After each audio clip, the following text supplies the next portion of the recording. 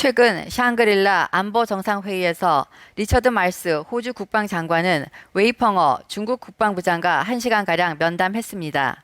2020년 1월 이후 양국 간 고위급 외교회담은 이번이 처음입니다. 호주 새 정부의 대중국 정책이 선회한 것 아니냐는 지적이 잇따르고 있지만 전문가들은 호주와 중국과의 관계는 겉보기보다 단순하지 않아 양국의 관계 정상화까지는 아직 갈 길이 멀다고 분석했습니다. 호주 국영방송 ABC 보도에 따르면 중공은 모리슨 전 총리가 코로나19 기원에 대한 독립조사를 요구하자 이에 대한 보복으로 호주 정부와 정치적 접촉을 중단하고 호주의 수십억 호주 달러에 달하는 대중 수출품에 대한 무역 제재를 단행했습니다. 싱가포르 샹그릴라 대화에서 말스 호주 국방장관은 이번 회담을 양자 관계 개선을 위한 중요한 첫걸음이라고 언급했지만 중국 외교부는 호주가 관계 개선을 위해 구체적인 행동을 할 것을 요구하고 있습니다. 이를 맞받아 알바니즈 신임 호주 총리는 중국 정부가 진정성을 보여주기 위해서는 먼저 최근 몇 년 동안 호주에 가한 수십억 달러 상당의 수출 제한과 공식 비공식 무역 장벽을 제거해야 한다고 응수했습니다. 알바니즈 총리는 호주를 제재하고 있는 나라는 중국이고 양국 관계의 성격을 바꾼 것도 중국 정부다. 그래서 그들이 관계 개선을 위해 제재를 해제하기를 원한다고 강조했습니다.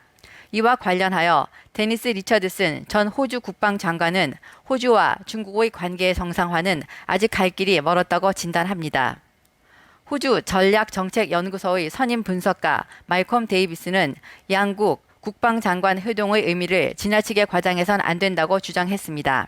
지난 5월 23일 리커창 총리는 신임 호주 총리에게 전화를 걸어 호주 연방정부 총리 취임을 축하했습니다. 겉으로 보기엔 베이징이 양국 관계 재개를 위한 움직임을 시작한 것으로 여겨집니다. 그러나 시드니 맥쿼리대의 중국 대외 정책 연구 전문가 베이치 길은 중국 정부가 호주에 대한 무역 제재를 철회하지 않을 것으로 보고 있습니다. 그는 호주가 이에 대해 지불해야 할 대가는 베이징의 모종의 요구를 받아들여야 한다는 것이겠지만 현재 호주 정부의 정책은 이를 허용하지 않는다고 말했습니다. 다음 소식입니다. 세계보건기구는 원숭이 두창 발병 관련 국제 공중보건 비상사태를 선포해야 할지 여부를 판단하기 위해 23일 긴급 회의를 개최한다고 14일 밝혔습니다. 로이터에 따르면 거브러 여수스 WHO 사무총장은 원숭이 두창 발병은 매우 이례적이고 우려스럽다면서 나는 이 병의 발병이 국제적으로 우려되는 공중보건 비상사태인지 여부를 결정하기 위해 국제보건 규정에 따라 다음 주에 비상위원회를 소집하기로 결정했다고 말했습니다. WHO는 현재 39개국에서 원숭이 두창이 발생했다고 밝히고 지금까지 1,600여 명의 확진자와 1,500여 명의 의심 사례, 72명의 사망자를 냈다고 보고했습니다. 국제공중보건 비상사태는 WHO의 최고 수준 경고이며 현재는 신종 코로나 바이러스 질병 및 소아마비에만 적용됩니다. 2014년에는 에볼라의 창궐로 국제공중보건 비상사태가 선포됐습니다. 마지막으로 올해 글로벌 500대 부자들의 자산이 약 1,808조 원이나 증발해 버렸다는 소식을 전해드리겠습니다.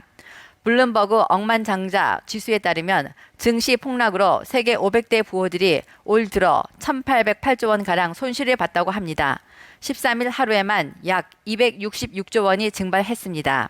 화요일 발표된 캡제미니 월드 웰스 보고서에 따르면 올해의 상황은 시장이 급성장했던 작년과 극명하게 대조됩니다. 올해 세계 부자들의 부는 약 8% 증가에 그쳤습니다. 이 중 북미는 13% 성장인데 반해 아시아 태평양 지역은 4.2% 증가에 불과해 유럽 및 북미에 뒤처졌습니다. 미국, 일본, 중국, 독일은 역시나 세계 부자 대다수가 거주하는 국가로 전 세계 고액 순자산 보유자의 거의 64%가 거주하고 있습니다. 이런 수치는 암호화폐부터 부동산까지 다양한 자산의 가치를 높여온 미국 증시 급등이 반영된 것입니다. 인플레이션이 오고 연준이 큰 폭으로 금리를 인상할 수 있다는 우려가 커지면서 상황은 급반전하고 있습니다. 작년에는 기술회사와 스타트업이 높이 평가돼 막대한 부를 창출했으며 암호화폐 등으로 많은 젊은 부자가 탄생했습니다. 그러나 암호화폐 분야의 급락과 테크놀로지 스타트업의 자금 조달 비용이 높아지면서 이 같은 가파른 성장세가 저항을 받고 있습니다. 세계에서 가장 부유한 사람들 중 올해 가장 큰 손실을 입은 사람은 암호화폐 거래소 바이낸스의 설립자인 자오 창펑으로 지금까지 110조 5천억 원 가량의 손실을 받고 현재 약 13조 원의 자산만 남았습니다. 세계 최고 갑부인 일론 머스크의 순자산은 약 94조 5천억 원이 감소했으며 뒤이어 아마존 창업자 제프 베조스는 약 84조 원, 페이스북의 마크 저커버그는 약 83조 원, 프랑스 최고 갑부인 루이비통 회장 베르나르 아르노는 약 73조 원의 순자산 감소를 겪었습니다. 진실탐사대 이지선입니다.